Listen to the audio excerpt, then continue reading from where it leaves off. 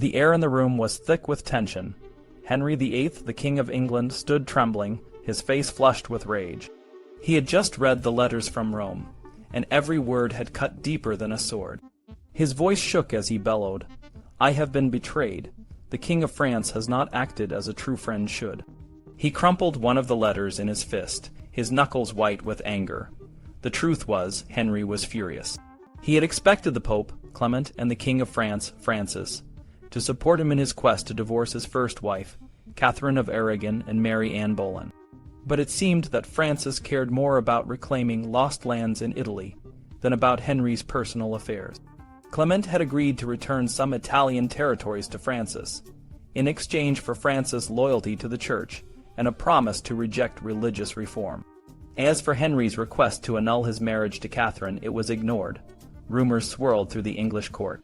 Some said that the Pope had lifted the threat of excommunication, but the king's reaction to the letter proved otherwise. Henry, determined to have his way, sent a messenger with 400,000 crowns to the English ambassadors in Marseille, hoping to sway the Pope and his cardinals. But the ambassador, who had been watching closely, couldn't confirm if the gold had been delivered. Henry's anger only deepened his resolve. He was determined to keep Anne Boleyn, no matter the cost. According to Anne and her ladies, Henry declared, "I would rather beg for food from door to door than abandon the lady the first love more than ever." It was a grand statement, but it also showed how stubborn and determined he could be. Meanwhile, a dangerous drama was unfolding. Elizabeth Barton, known as the Holy Maid of Kent, had become a thorn in Henry's side. She claimed to receive divine visions and had a growing following. At first, her messages were harmless, but when she spoke out against Henry's divorce and new marriage, she crossed a dangerous line. She prophesied that if Henry remarried, he would die soon and burn in hell. Predicting the king's death was treason, and Thomas Cromwell, Henry's chief minister, was determined to silence her. Katherine of Aragon, Henry's first wife, had wisely ignored Barton's advances, but others, like Thomas More and Bishop Fisher, had not. They had met with Barton, though they did not endorse her visions. When Barton was arrested, More and Fisher were caught in the net. The situation was tense, and the court held its breath, waiting to see what would happen next. Cromwell, always the shrewd politician, held a secret trial. Barton and her followers were declared traitors. In a dramatic public declaration, Cromwell denounced them, praising the king and criticizing the Pope. He accused Barton of influencing the Pope to excommunicate Henry, a claim that seemed to have little effect on the audience. But when Cromwell mentioned that Barton had predicted the king's downfall, the crowd erupted in cries of "To the stake, to the stake." Henry, always eager to protect his reputation, used Barton to his advantage. He paraded her before the public, denouncing her visions and trying to erase her saintly image. But the deeper issue remained, Henry's determination to break with Rome and marry Anne Boleyn. The year 1533 brought new challenges. Henry's daughter Mary, now a teenager, was forced to serve her half-sister, Elizabeth, who had been declared the Princess of Wales. Mary refused, declaring, "The daughter of Madame de Pembroke is no princess at all. I am the only princess in England." Her defiance only angered her father more, and Henry vowed to subdue her. Catherine, now living in exile at Bucton, was a constant reminder of Henry's past. The people of Bucton still loved her, and priests visited her regularly. To avoid further trouble, Henry decided to move her to the damp and cold Somersham. The task fell to the Duke of Suffolk, Charles Brandon, one of Henry's oldest friends. Brandon, who had just married his 19-year-old daughter-in-law, was not pleased with his mission. He arrived at Bucton, where Catherine's loyal friend, Maria de Salinas, secretly wrote to the ambassador, hoping that something would prevent Brandon from carrying out his task, but Henry was determined. The stage was set for a dramatic confrontation, and the future of England hung in the balance. Catherine and Brandon found themselves in the middle of a bitter standoff at Bucton. Brandon, acting on Henry's orders, brought a large entourage to the house and barged in, eating in Catherine's hall before telling her the reason for their visit. Catherine was furious and refused all of Brandon's demands. She wouldn't change her title, alter her household, or move to a new place. Brandon tried to persuade her, but she stood firm. Things got even more tense when Brandon started dismissing Catherine's servants. Even the chambermaids who helped Catherine in her private rooms were threatened, but 2 stayed with her. Now her household was small: an apothecary, a physician, 2 maids, and her confessor. Brandon's final move was to pack up all of Catherine's belongings and prepare a litter to move her immediately. Catherine responded by locking herself in her chambers. She told Brandon that they would have to force her out and tie her up to make her leave. She was so determined that she said she would rather be dragged out than leave on her own. The situation at Buckton turned into a form of mass hysteria. The servants refused to leave. Brandon didn't dare break down the heavy oak door, and Catherine refused to budge. Chapuys, who was Catherine's friend and the Spanish ambassador, was shocked by her actions, but understood why she was so stubborn.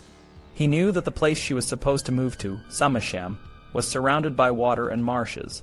It was known to be unhealthy and dangerous. The previous bishop who lived there had even complained about the constant flooding and the difficulty of getting in and out without a boat.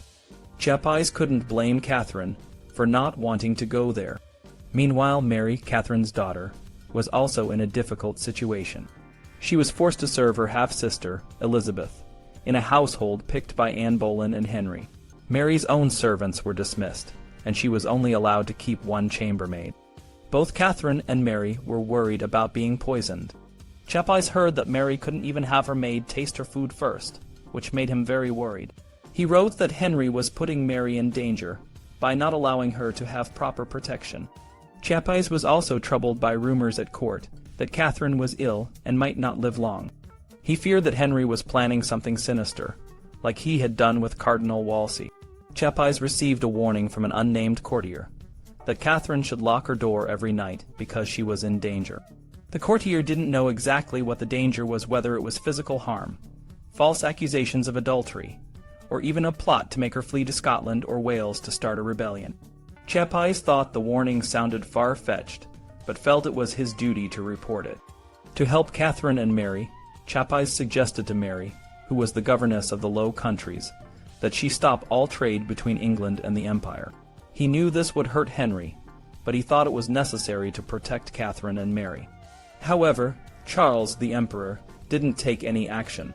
Despite Suffolk leaving, Catherine's health worsened. She stayed locked in her room, refusing to eat or go outside. She only ate food prepared by her maids in her bedroom. Chapuys visited her often, and she told him she felt neglected and ill. At 50, she had been sick for a long time, and the stress made her condition worse. Henry added to Chapuys' fears by telling the French ambassador and his own ambassador to Rome that he had heard of an attempt to poison Catherine with drugged wine. This made Chapuys even more paranoid. He believed that every doctor sent to help Catherine and Mary was there to poison them. Chapuys maintained a close friendship with the Scottish ambassador, who visited him often. They talked about various matters, not just business. Chapuys was well connected, and other embassies often came to him for advice. The Scottish ambassador told Chapuys that a bill was being passed to make James, the King of Scotland, the heir to the English throne if Henry's current marriage failed. Chapuys tried to dissuade the Scottish ambassador by pointing out that Mary was Henry's daughter, and that Anne Boleyn was pregnant again, so it was likely Henry would have more children. Anne's pregnancy was good news for Henry, and Charles the Emperor decided that an alliance with England was more important than helping Catherine. Chapuys received a letter from Charles with instructions to tell Catherine that she should stop asking for help. Chapuys wrote to Catherine that night, trying to console her and stop her from making more requests. Chapuys was also very concerned about Mary. He sent her books from his personal library to lift her spirits. He had informants who told him about marriage proposals for Mary, but he didn't think any of them were suitable. He advised Mary to be cautious and not to agree to any marriage proposals, especially to the Marquis de Saluzzo, who was suggested by the French. Chapuys wrote to de Granvelle and Charles that the court's attitude towards him had cooled. He blamed the nobles around Henry for spreading rumors that the emperor didn't care about England. Chapuys wrote to de Granvelle in a more personal style, complaining about his gout and the new sumptuary laws that restricted what people could wear based on their rank. He wished he lived in a time like the age of Nestor or the Sybils, figures from Greek mythology who were wise and respected. De Granvelle understood his feelings and replied in a similar informal manner. When Chapuys met with Henry in 1534, the king was aware that the ambassador would bring up Catherine and Mary. Norfolk, who was agitated, warned Chapuys to be careful with his words. Chapuys promised to be prudent, but also reminded Norfolk that friendships between princes must be strong to last. During the meeting, Chapuys told Henry that Catherine's treatment was unacceptable and that Mary should be treated better and allowed to see her mother. Henry, however, was firm. He said that he was legally married to Anne, and that Catherine and Mary had no claim to their titles. Chapuys tried to argue with historical examples, but Henry was unmoved. Henry offered to send the ambassador books to explain his position, but Chapuys just asked for better treatment for Mary and a chance for her to see her mother. He reminded Henry that if anything happened to Mary, it would be hard to prove it wasn't intentional. In the cold, damp days of March and April 1534, the air in England was thick with tension. The Succession Act had just been passed, declaring Henry VIII's marriage to Anne Boleyn legitimate, and their daughter Elizabeth the rightful heir to the throne. In the same breath, it declared Mary, the daughter of Henry's first wife, Katherine of Aragon, illegitimate. This act was a sharp blow to Mary and Catherine, who were already suffering under the weight of Henry's relentless pressure. The news of the act sent ripples through the court. Thomas More, a loyal friend and advisor to the king, and Bishop Fisher, a staunch defender of Catherine, were both imprisoned in the Tower of London. More had always kept a low profile on the matter of Henry's marriage and succession, but the king's patience with his silence had run out. On April 13th, More was summoned to swear an oath to the Act of Succession. He and Fisher were willing to accept the legitimacy of Henry's marriage to Anne, but they could not swear allegiance to Henry over the Pope. This act of defiance sealed their fates. Eustace Chapuys, the Spanish ambassador and a loyal supporter of Catherine and Mary, was growing increasingly concerned. He feared that without his guidance, the headstrong and passionate Mary might act rashly. Catherine, who had been moved to Kimbolton Castle, was facing even more pressure to swear to the new Act of Succession. When she refused, she loudly read out the papal sentence that declared her marriage to Henry valid. Chapuys, frustrated by Henry's actions, drew up a formal protest and requested to visit Catherine. When his request was ignored, he decided to make a dramatic statement. Chapuys set out for Kimbolton with a large entourage, ensuring that his presence would be noticed. He was stopped 5 miles from the castle, but his men began singing Spanish songs around the moat, creating a scene that eventually led to his admission. He met with a highly amused Catherine, who was grateful for his support. Back in London, Chapuys was summoned to a meeting with the Privy Council. The king's message was clear and imposing. His marriage to Catherine was null, and his new marriage to Anne was valid. If Catherine and Mary continued to refuse to swear to the Act of Succession, they would face legal proceedings. Chapuys, flustered but determined, protested, insisting that Mary was a legitimate heir and that the Pope had declared the marriage valid. He accused the council of denying him the chance to speak on behalf of Catherine and Mary, suspecting that it was a way to ensure Parliament's vote on the act.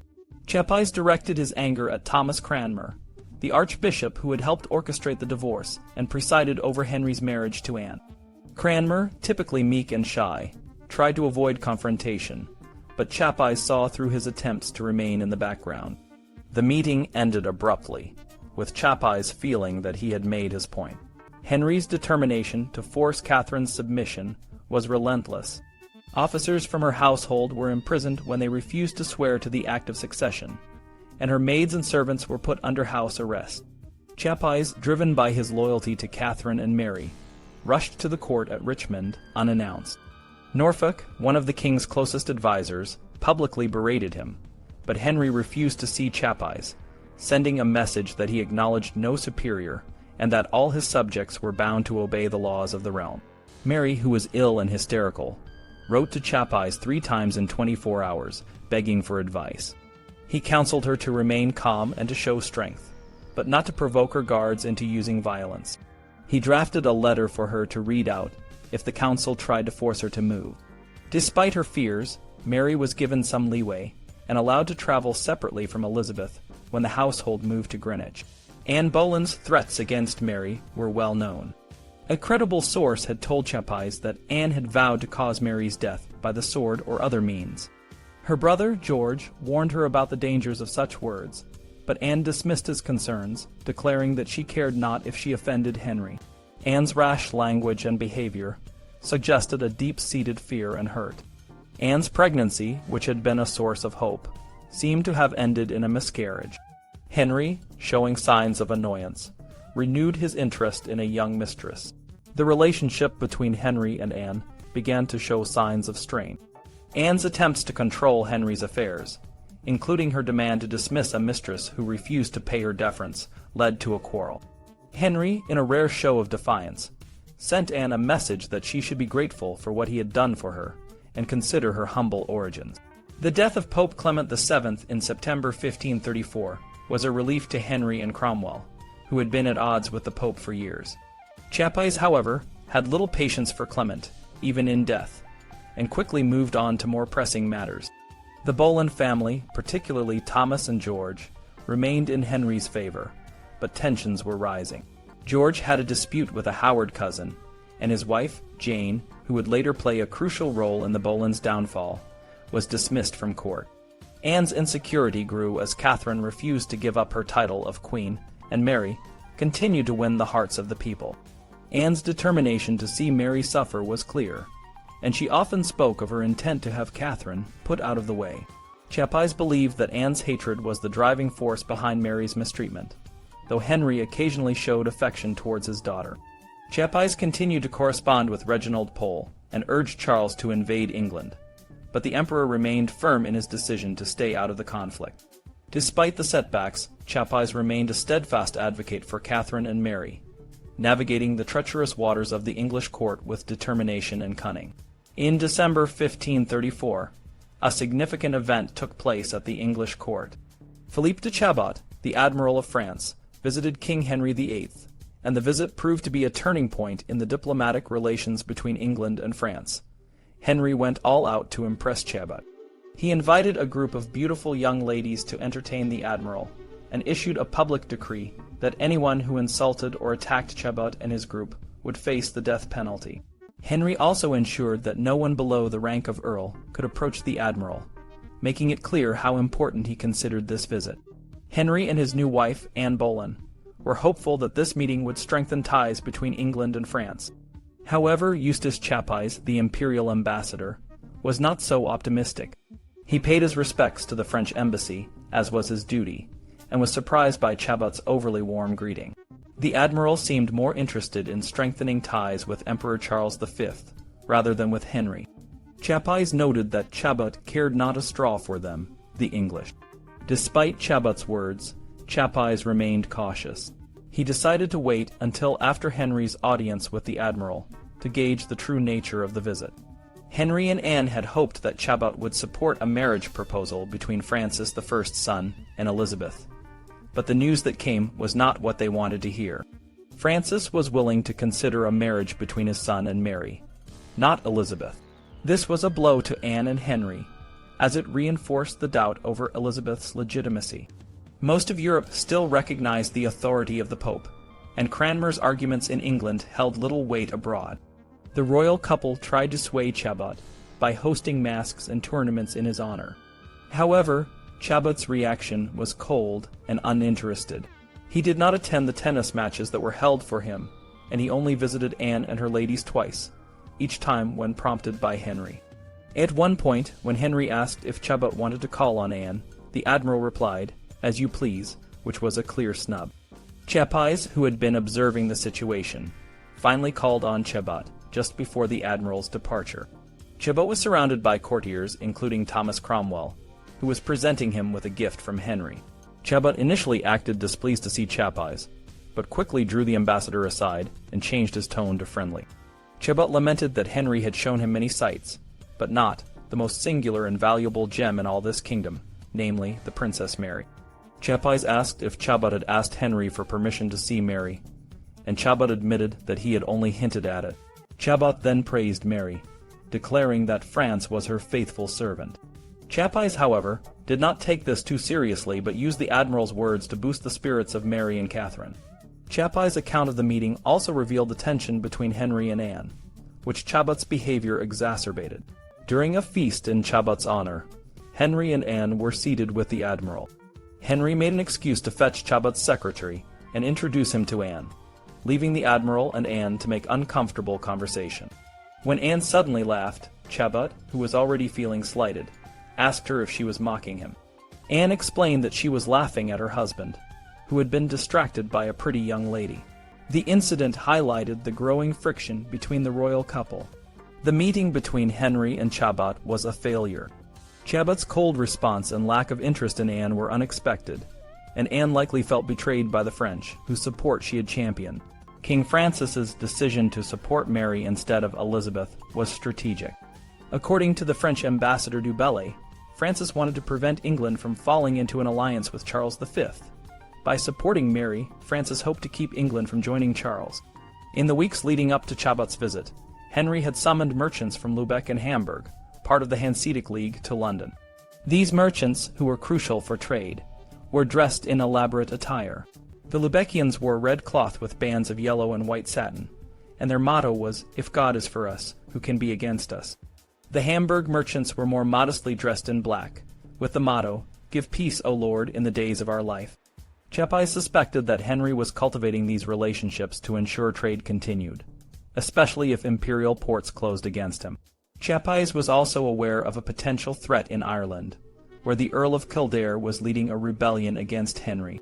Chapuys hoped that this rebellion would succeed where Scotland had failed, as it could weaken Henry's position. As 1535 began, Chapuys' dispatches became more cynical and harsh.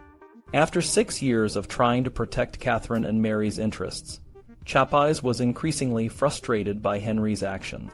The king was becoming bolder, especially with the help of Cromwell and the Boleyn family. The breach with Rome was growing wider, and Henry's religious reforms, such as the Suppression of Religious Houses Act, were causing discontent among the nobles. Some powerful nobles, including Thomas Darcy, began treasonous correspondence with Chapuys. Darcy's New Year's gift of a fine sword to the ambassador was a clear sign of his commitment to the Catholic cause. Darcy had also sent a gold forget-me-not flower brooch, which Chapuys understood as a symbol of his loyalty.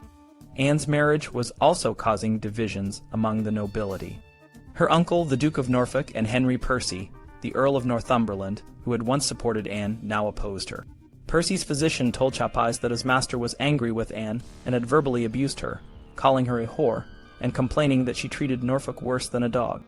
Norfolk, too, had stormed out of Anne's chamber after being personally insulted, and began to speak bitterly about her. Chapuys saw an opportunity to win over Norfolk, despite their past disagreements. He was invited to an informal meeting with Norfolk and William Fitzwilliam in the shipyards beyond the Tower. The men showed Chapuys Henry's new warships, boasting about their size and armament. Chapuys remained cautious, and when Norfolk asked about the Irish ambassadors from the Earl of Kildare, who was an enemy of Henry, Chapuys deftly deflected the question. Henry's own boasts about his new ships and fortifications during an audience with Chapuys further suggested that the king was preparing for an invasion.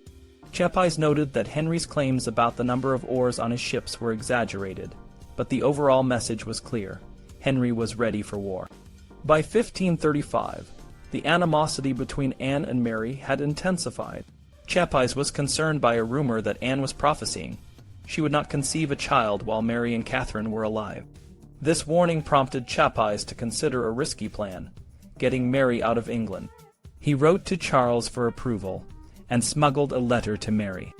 Mary was excited about the prospect of escape, and wrote to Chapuys frequently, expressing her trust in him as her potential savior. Anne's aggressive behavior only strengthened Chapuys' resolve. He reported to Charles that Anne was more insecure and lashed out at Henry, claiming that far from being indebted to him, Henry was indebted to her. Despite the challenges, Chapuys remained determined to protect Mary and to see her safely out of England. The year 1535 was a turning point for Henry VIII. His determination to enforce the Act of Succession and his new role as the supreme head of the Church of England led to some of the darkest moments of his reign. The Act of Succession, which had initially not included the death penalty, was revised to ensure that anyone who spoke or wrote against Henry's marriage to Anne Boleyn or his new title would face the ultimate punishment, being hanged, drawn, and quartered.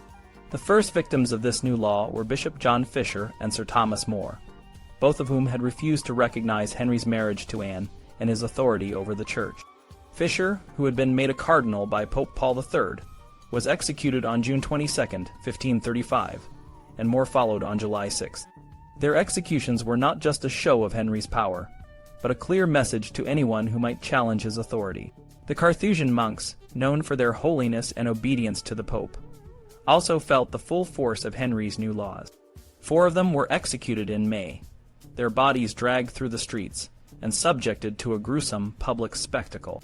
The Spanish ambassador, Eustace Chapuys, reported that the execution was for no other reason than their steadfast belief that the Pope was the true head of the Church, and that Henry had no right to claim such a title. Henry's anger and determination were fueled by a deep sense of betrayal. He felt that those who had once been his closest friends, like Thomas More, had turned against him. To make matters worse, the French king, Francis I, had refused to support Henry's marriage to Anne and the legitimacy of his daughter, Elizabeth. This rejection stung deeply, and Henry began to shift his focus towards an alliance with the Holy Roman Emperor Charles V, who was also his sister's nephew. The victory of Charles V over the Ottomans and Tunis in June 1535 sent shockwaves through Europe. Henry, who had hoped for a different outcome, was forced to play a dangerous game of diplomacy. He pretended to be delighted by Charles's success, even while his true feelings were far from joyful. The French ambassador, Antoine de Castelnau, was confused by Henry's behavior, and Chapuys, the emperor's representative, saw an opportunity to stir the pot. He encouraged Charles to consider an invasion of England, believing that it could finally free Catherine and her daughter, Mary, from their miserable lives under Henry's rule. Catherine, who had once been a powerful queen, was now a shadow of her former self. She was deeply disillusioned with the new Pope, Paul III, and wrote to both Charles and the Pope, expressing her frustration. She felt that the king's cruelty was only matched by the Pope's inaction, and that the devil was sowing evil in her kingdom. Despite the challenges, Henry and Anne remained a powerful force in England. Anne, who had always been a strong supporter of Henry's religious reforms, found herself in a position of influence. However, the rejection by France and the growing alliance with Charles V cast a shadow over their relationship. Henry's mood swings and his need to assert his authority made the court a dangerous place, and even Anne's position was not entirely secure. As the year drew to a close, the air in the English court was thick with tension. The executions, the diplomatic games, and the shifting alliances all pointed to a future where nothing was certain. For Henry, the road ahead was fraught with danger, but he was determined to hold onto his power and his vision of a reformed Church of England. For those who stood against him, the consequences would be dire.